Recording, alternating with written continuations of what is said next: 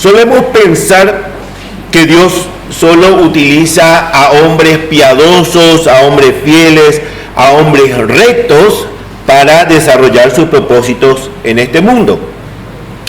Y lo cierto, hermanos, es que si nos remitimos a las Escrituras, vemos que sí, Dios usa a hombres de buen testimonio y temerosos de Dios para ejecutar sus planes perfectos.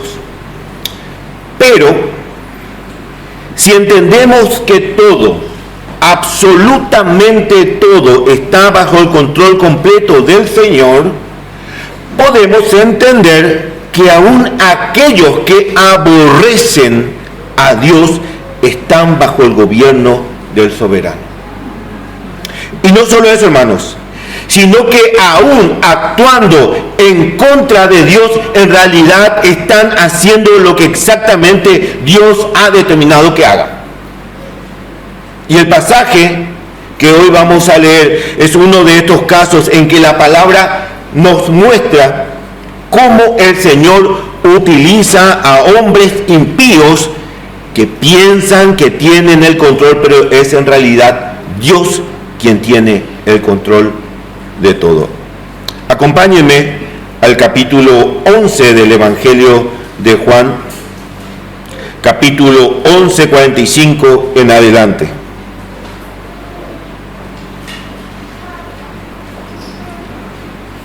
Dice la palabra del Señor: por esto muchos de los judíos que habían venido a ver a Marta, a María, y vieron lo que Jesús había hecho, creyeron en él. Pero algunos de ellos fueron a los fariseos y les contaron lo que Jesús había hecho.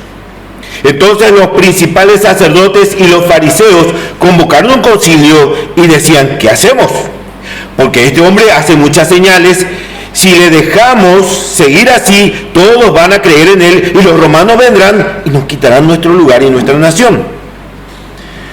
Pero uno de ellos, Caifás, que era sumo sacerdote ese año, les dijo: vosotros no sabéis nada, ni tenéis en cuenta que es más conveniente que un hombre muera por el pueblo y no que toda la nación perezca. Ahora bien, no dijo esto de su propia iniciativa, sino que siendo sumo sacerdote ese año, profetizó que Jesús iba a morir por la nación, y no solo por la nación, sino también para reunir en uno a los hijos de Dios que estaban esparcidos. Versículo 53. Así que desde ese día planearon entre sí para matarle. Por eso Jesús ya no andaba públicamente entre los judíos, sino que fue de allí a la región cerca del desierto, a una ciudad llamada Efraín, y se quedó allí con los discípulos. Y estaba cerca la Pascua de los judíos, y muchos de la región subieron a Jerusalén antes de la Pascua para purificarse. Entonces buscaban a Jesús, y estando ellos en el templo se decían unos a otros: ¿qué os parece? ¿Que no vendrá la fiesta? Y los principales sacerdotes y los fariseos habían dado órdenes de que si alguien sabía dónde estaba Jesús, diera aviso para que le prendieran. Este es el pasaje, hermanos, que hoy vamos a estar desglosando. El tiempo de este texto nos ubica unos pocos días de la crucifixión de nuestro Salvador, prácticamente a una semana. Juan nos dice que estaba cerca la Pascua de los judíos, y ya en el capítulo siguiente vemos la entrada triunfal a Jerusalén, ya sellando el inicio de la pasión camino a la cruz.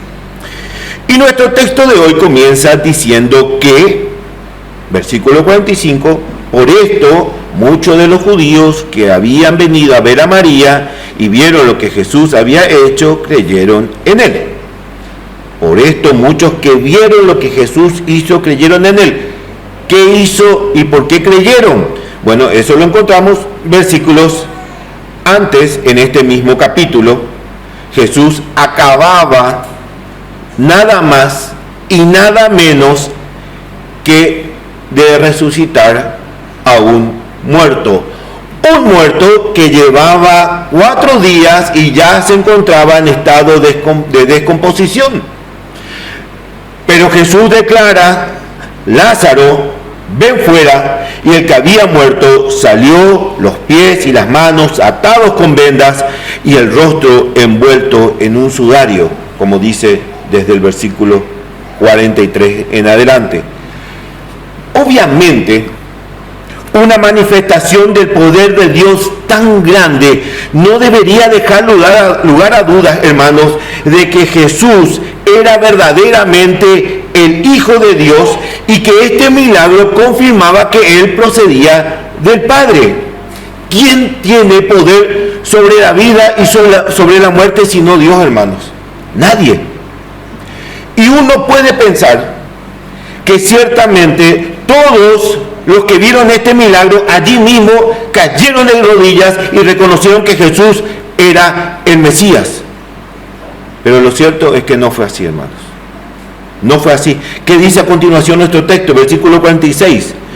Pero algunos de ellos fueron a los fariseos y les contaron lo que Jesús había hecho. Le fueron a contar a los fariseos. Esto no lo hicieron con buenas intenciones, hermanos. Esto no lo hicieron como para que los fariseos también conozcan esta señal y crean que Jesús era el Mesías. No, hermanos. Estos hombres que fueron a dar parte a los fariseos fueron con intenciones perversas a fin de delatar a Jesús. Esa palabra pero, versículo 46, pero algunos de ellos fueron a los fariseos y les contaron lo que Jesús había hecho. El pero actúa como una bisagra que da vuelta por completo un acontecimiento. Nosotros estábamos muertos de nuestros delitos y pecados, pero Dios, que es rico en misericordia, nos salvó, dice Pablo a los Efesios. Así también el texto dice que muchos, al ver el milagro que Jesús hizo en Lázaro, creyeron en Jesús, pero otros fueron a dar aviso a los fariseos. Esas pequeñas palabras que nos dan una idea más clara de las intenciones con las que se hacen las acciones. Y podemos reforzar esta idea entendiendo que los fariseos públicamente anunciaron que querían aprender a Jesús y matarlo. O sea, hermanos, esto no fueron a contar algo sin saber las intenciones concretas que tenían los fariseos. Es más, los sacerdotes habían proclamado que todo aquel que siga a Jesús iba a ser echado del templo. Así que estos fariseos no fueron a contar esto a estos judíos no fueron a contar esto a los fariseos con buenas intenciones. Recordemos que en el capítulo anterior intentaron apedrearlo porque Jesús se presentó como el Hijo de Dios, como el buen pastor. Por eso se había ido nuevamente a la región donde bautizaba Juan y fue allí donde le avisaron que Lázaro, su amigo, estaba enfermo. Estos líderes, hermanos, querían prender a Jesús, deseaban matarlo, pero hasta ese momento Dios no lo permitía. Él no permitía que esto acontezca. Y lo buscaban por todas partes, hermanos. Querían prenderlo. Hasta enviaron alguaciles para que lo prendan cuando sabían que estaba cerca del templo. Y estos alguaciles vinieron proclamando: jamás hombre alguno ha hablado como habla este hombre. Juan capítulo 7, 46. Y ahora vienen estos chismosos junto a los fariseos y le dicen: allá en Betania estaba más o menos a unos 3 kilómetros de Jerusalén, allá en Betania está Jesús en casa de Marta y de María. Y acaba de resucitar a su hermano Lázaro, que llevaba 4 días muertos. Nosotros estábamos en el velorio, nosotros enterramos el cuerpo. incluso ya olía. Pero Jesús dio la orden y Lázaro volvió a la vida. ¿Y qué respondieron estos fariseos que supuestamente estaban al servicio del Dios Altísimo y que eran los más celosos guardianes de la palabra del Señor? ¿Qué dijeron? Gloria a Dios. Bendito sea el Señor que está manifestando su mano, su poder luego de 400 años de silencio por manos de este hombre que podría ser el mismo Mesías profetizado en las Escrituras. No, absolutamente no. ¿Qué hicieron? Convocaron a un concilio. ¿Para qué? Para determinar si este poder venía de Dios, para determinar si realmente Jesús era el Mesías. Tampoco. Se reunieron para ver cómo podían detener, eliminar, matar a Jesús. ¿Por qué? Porque este hombre hace muchas señales. 48. Y si le dejamos seguir así, todos van a creer en él y los romanos vendrán y nos quitarán nuestro lugar y nuestra nación. Estos hombres estaban ante uno de los prodigios más grandes de la historia de la humanidad. Un hombre volvió a la vida, un hombre resucitó. Hoy en 2025, más de 2000 años después, algo que esto ocurra es impensable, hermanos. Sería algo glorioso. Y eso que la tecnología avanzó de manera sideral, hermanos. Hoy abundan los conocimientos médicos, abundan los equipamientos de alta tecnología,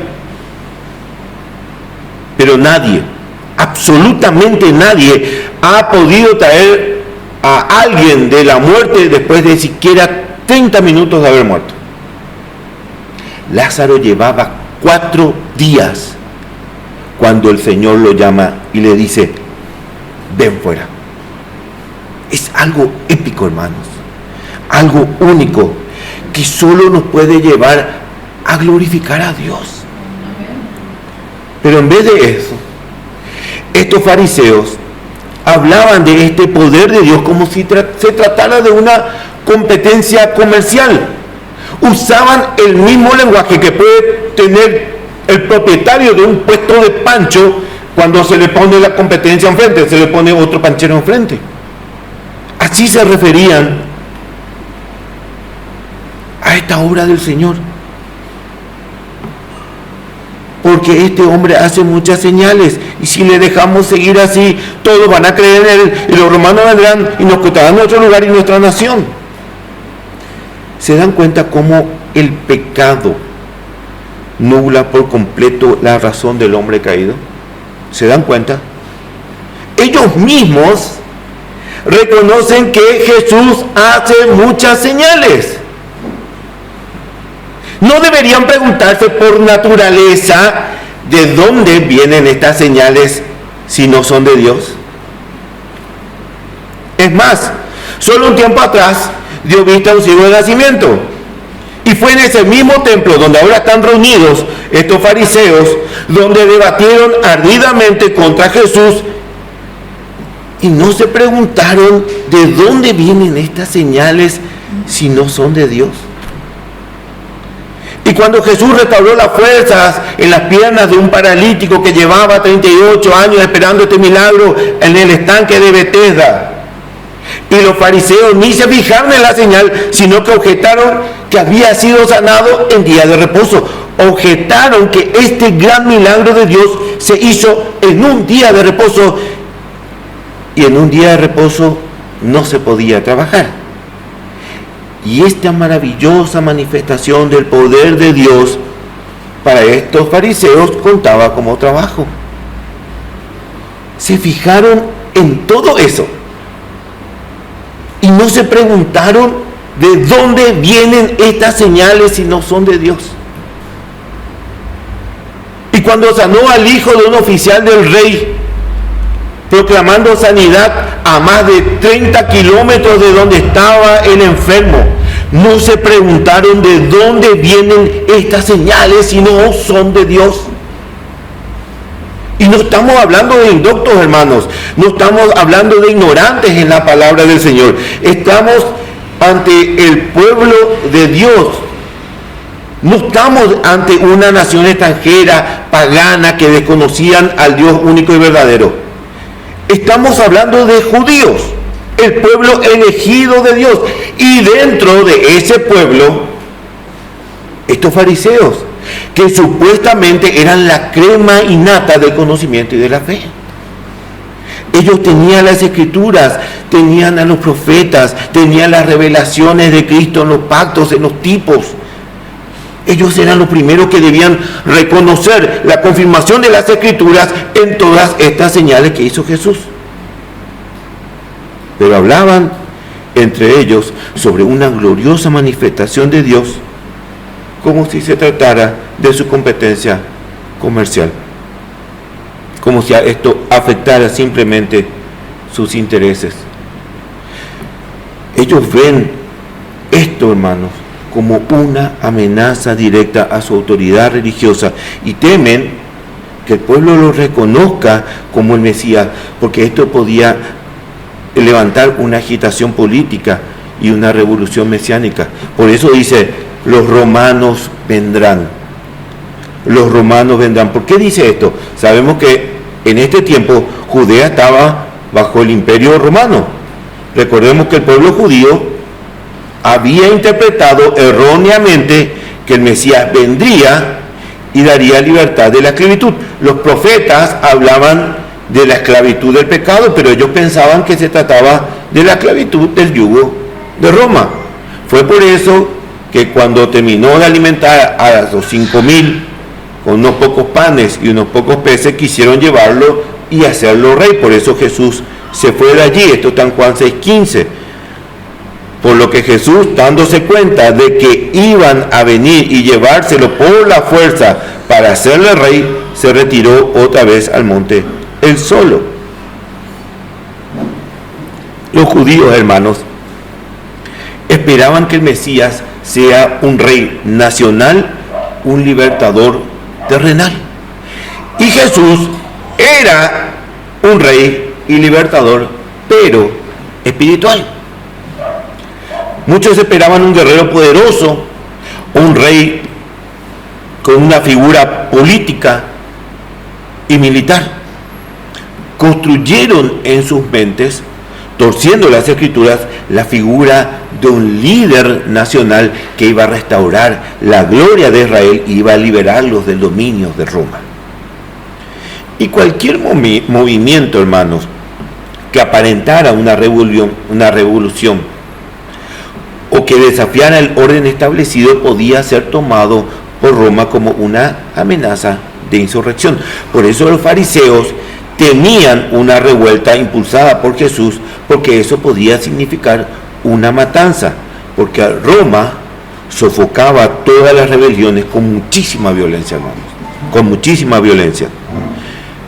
Pero principalmente estos fariseos tenían miedo de que llegue el fin de todos sus privilegios. La preocupación de estos líderes, hermanos, no era teológica, era política y económica. Era política y económica.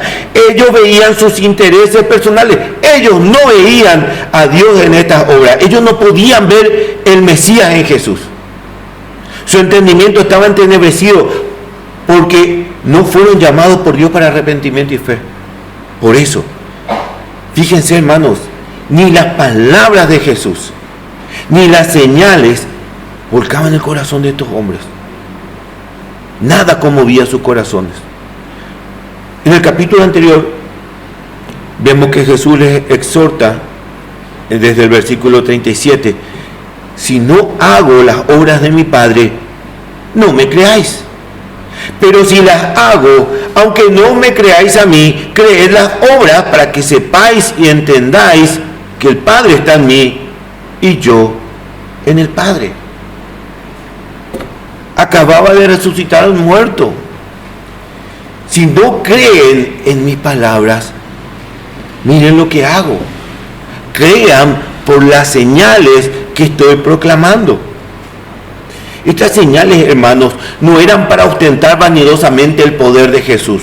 No, estas señales dejaban una clara evidencia de que el poder de Dios reposaba sobre Jesús y demostraba que procedía del Padre y que fue el Padre quien le ha enviado a este mundo para expiar los pecados del hombre caído. Y ellos veían las señales, ellos oyeron sus palabras, ellos conocían que las profecías hablaban de Él y podían ver cómo se consolidaban en Jesús, pero lo rechazaban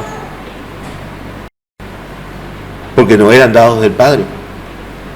Por eso Jesús les dijo: vosotros no creéis porque no sois de mis ovejas.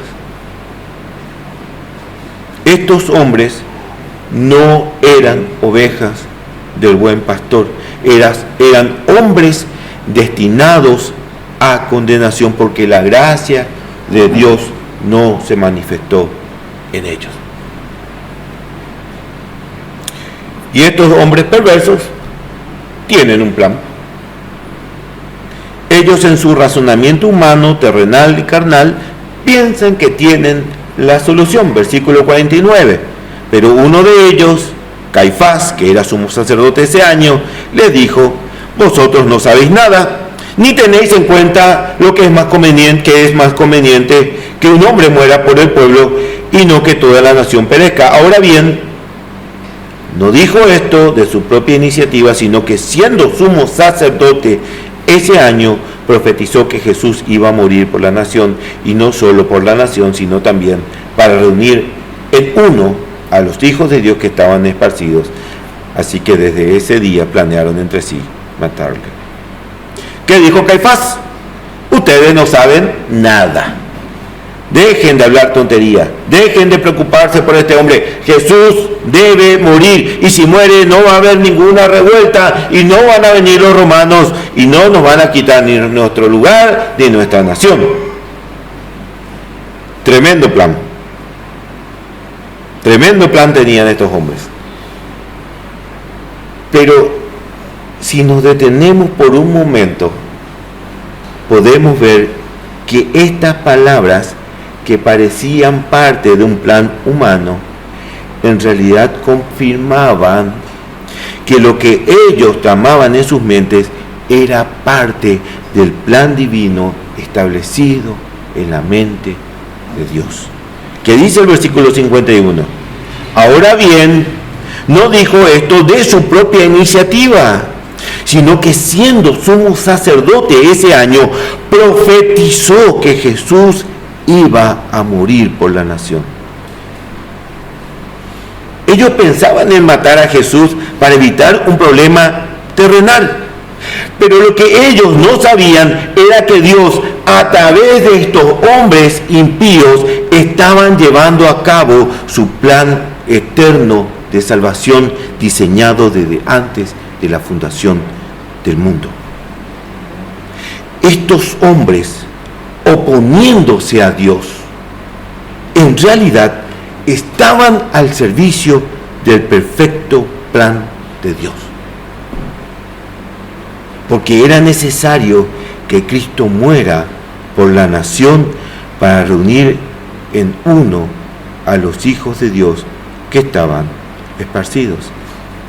Sí, Señor, pero no para conformar una nación terrenal, sino para conformar una nación espiritual, así como lo declaró tiempo después el apóstol Pablo en Efesios capítulo 2, versículo 13.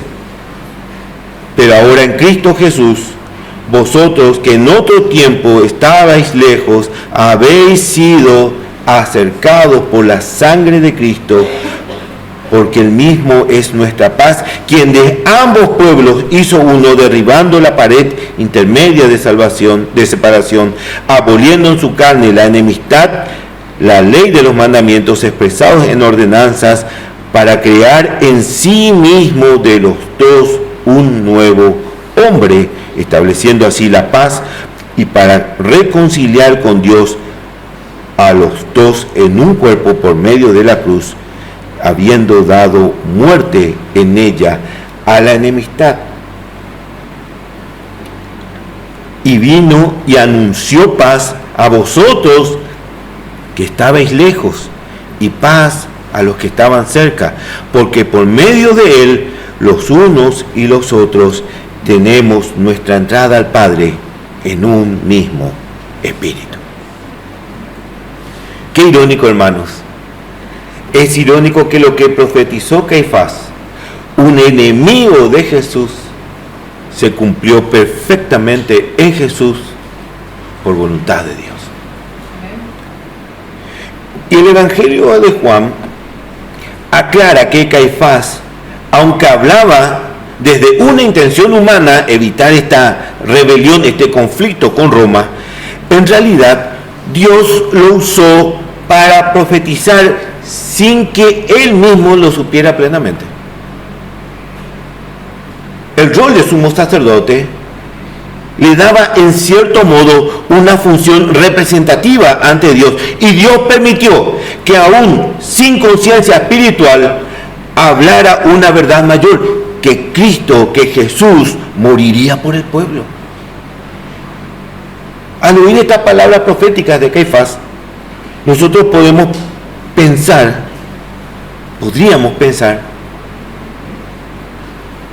que el sumo sacerdote era un hijo de Dios.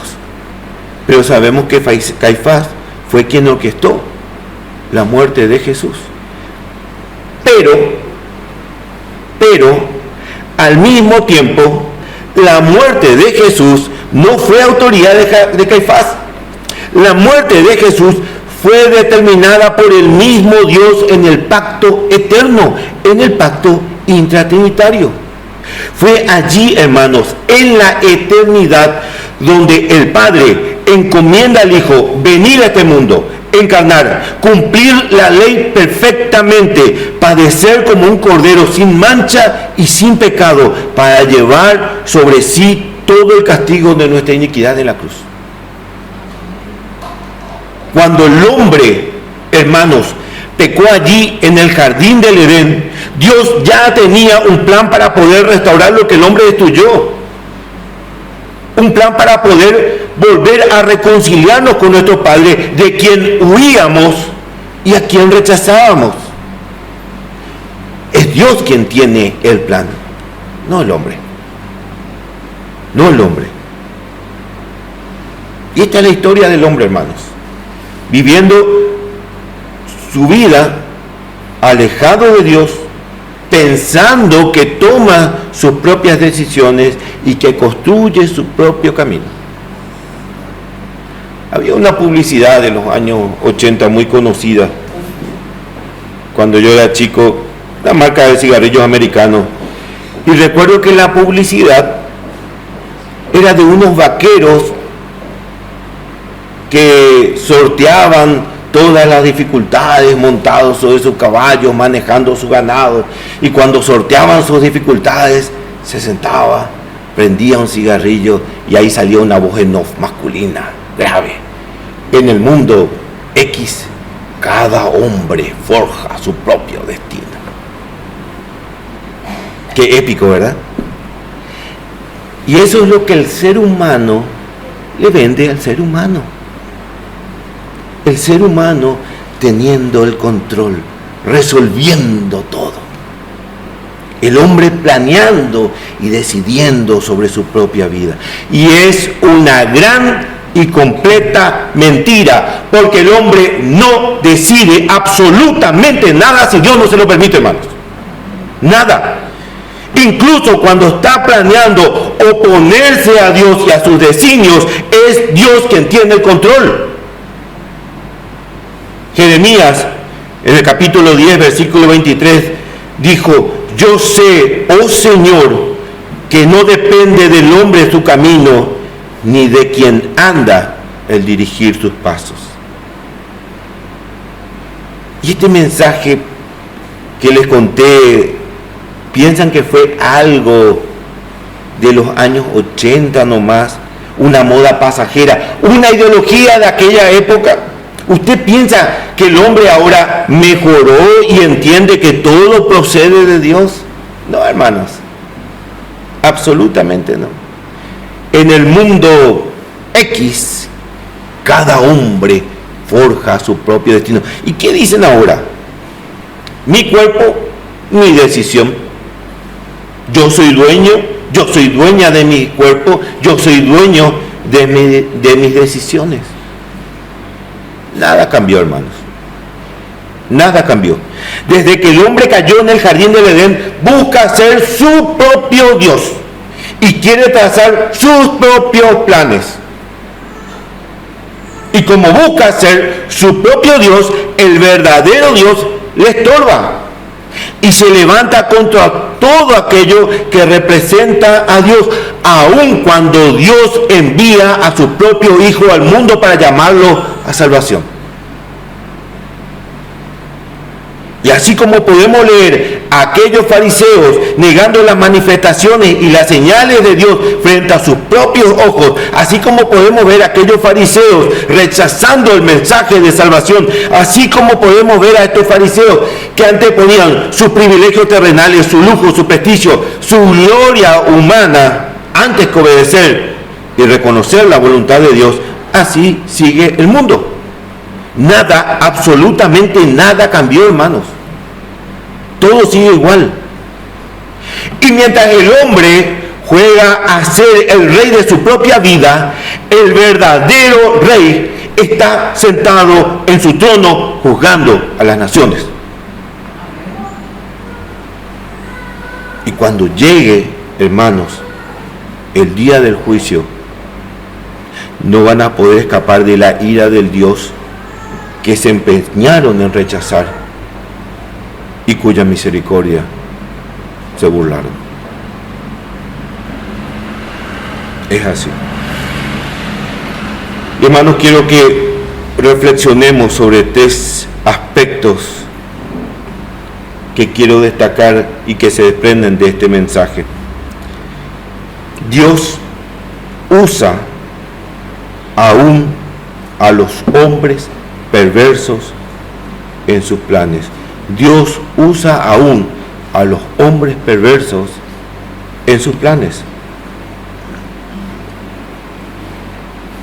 Dios usa a hombres fieles y rectos, pero también aquellos que están en completa rebeldía contra Dios también están siendo utilizados por Dios.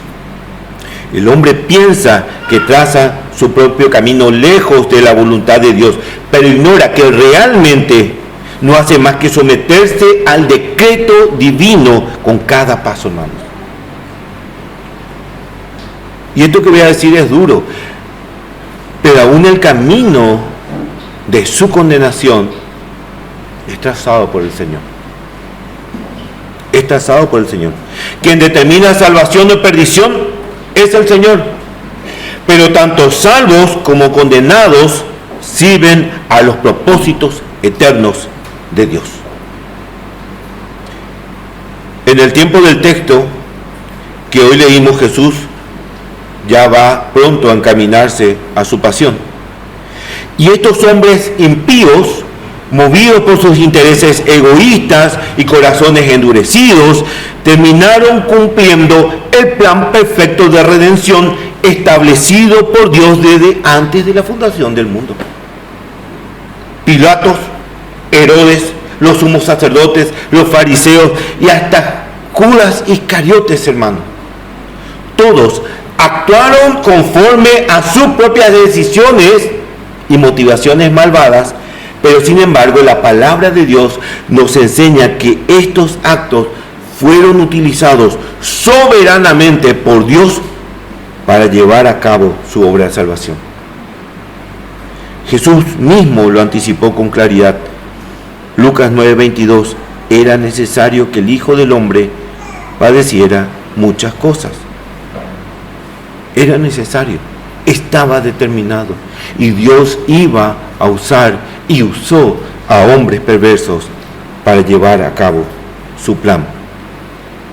Y esto nos lleva al segundo pensamiento. todo está bajo el completo control del Señor. Todo está bajo el completo control del Señor. Vimos que tanto el salvo como el perdido están al servicio de Dios. Y esto solo pasa porque Dios está teniendo el control total de todo. La muerte en la cruz, hermanos, no se trató de un accidente ni de una derrota inesperada. No, hermanos. Su sufrimiento, su muerte, su resurrección formaban parte del plan divino para redimir a pecadores. Esto también dice Pedro, en Hechos 2:23, declarando que Jesús fue entregado por plan predeterminado y el previo conocimiento de Dios, aunque también responsabiliza a los que le crucificaron. Nada, absolutamente nada pasa sin la autoridad de Dios, hermanos. Y cuando los hombres piensan que están llevando adelante sus propios planes, en realidad están llevando adelante los planes de Dios. ¿Se imaginan a Dios viendo desde su trono a los hombres hablar de Jesús y cómo se preparaban para matar a su hijo? Versículo 53, así que desde aquel día planearon entre sí para matarle. ¿Qué piensan que dijo Dios? ¿Qué piensan que dijo Dios? Nunca pensé pasar por esto. ¡Qué traición! ¿No me esperaba esto de los seres humanos? No, hermanos. Dios dijo, es así como lo decreté, y se cumplirá. Dios tiene el control. Ellos pensaban que llevaban su plan adelante. Ellos querían llevar a cabo su plan, pero en realidad son los planes que Dios decretó. Fue Dios quien decretó que su Hijo iba a padecer en la cruz y iba a entregar su vida por nosotros, hermanos. Los hombres pensaron que ellos fueron los que determinaron este plan, mientras que era la mano de Dios desarrollando su plan de salvación. Y si Dios tiene el control de todo,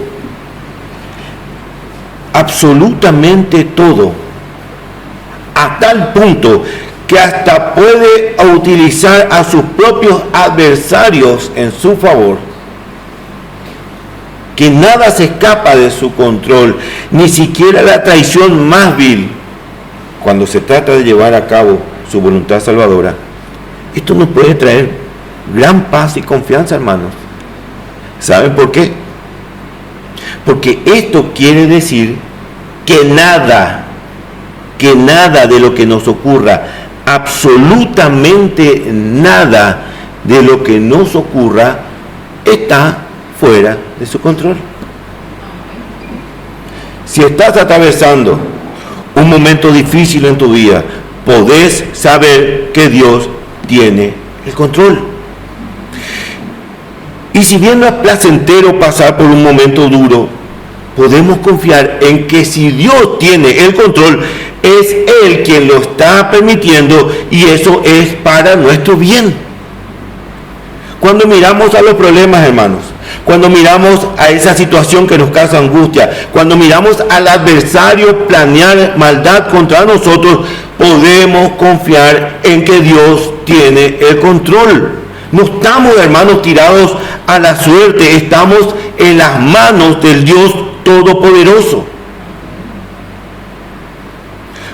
Cuando Dios dice que conoce hasta la cantidad de cabellos de nuestra cabeza, no es una exageración, es así.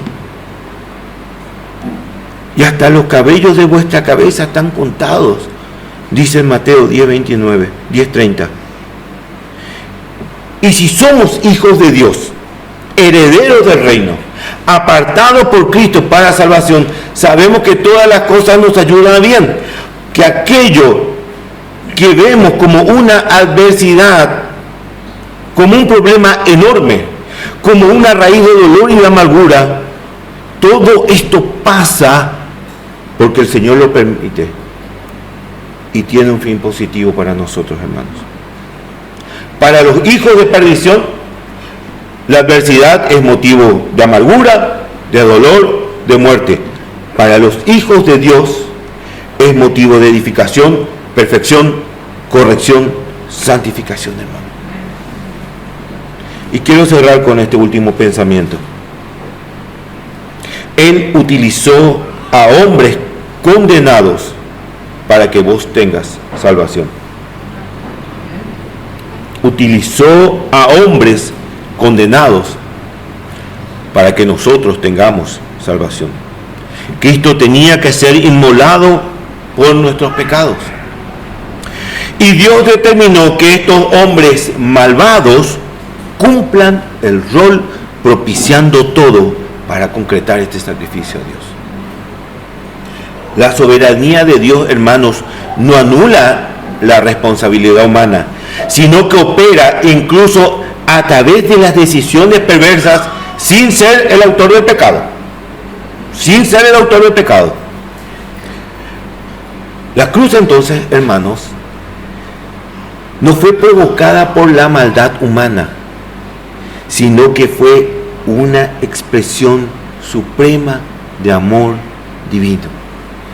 La historia del Calvario, hermanos, demuestra que aún en medio de la maldad, Dios cumple sus propósitos eternos. Dios utilizó a estos hombres perversos para que cumplan su plan y que el mensaje de salvación hoy llega a vos. Díganme, hermanos, si esto no es una muestra de expresión suprema del amor divino. Y pensá en esto. Pensá en esto. Si Dios no te hubiera apartado, bien podrías haber estado con Caifás apoyando los planes para matar a Jesús. Bien podrías estar. Nosotros, hermanos, al igual que estos hombres perversos, merecíamos ser condenados.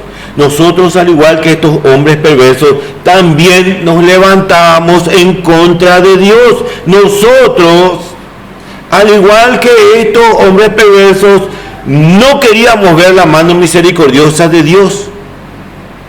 Esto nos tiene que llevar a humillarnos delante de Dios, porque la salvación no es mérito nuestro, no es mérito tuyo. Él nos llamó. No fuimos nosotros quienes nos acercamos, fue Él quien nos atrajo y nos redimió de la maldición del pecado. Pero a Caifás y a esos fariseos no llamó. No porque fueran peor que usted y que yo, porque tanto ellos como nosotros méritos de sobra teníamos, hermanos. Fue su infinita gracia, su infinita gracia. Por su infinita gracia, hermanos, el Salvador determinó desde antes de la fundación del mundo que hoy usted estaría en este banco, en esta iglesia, en este día, oyendo a este predicador, y usted estaría dando gloria a Dios. Porque todo está bajo su control, hermanos. Y usó a hombres perversos para que su plan de salvación se concrete también en usted. Nuestro texto cierra relatando que Jesús fue a la ciudad de Efraín y ya no andaba públicamente entre los judíos. Su hora estaba llegando, estaba cerca la Pascua y Jesús iba a ser crucificado por estos hombres malvados. El plan perfecto de Dios estaba a punto de ejecutarse en favor de vos y en favor de mí, para que en Él tengamos, hermanos, salvación eterna. A Él sea la gloria por siempre.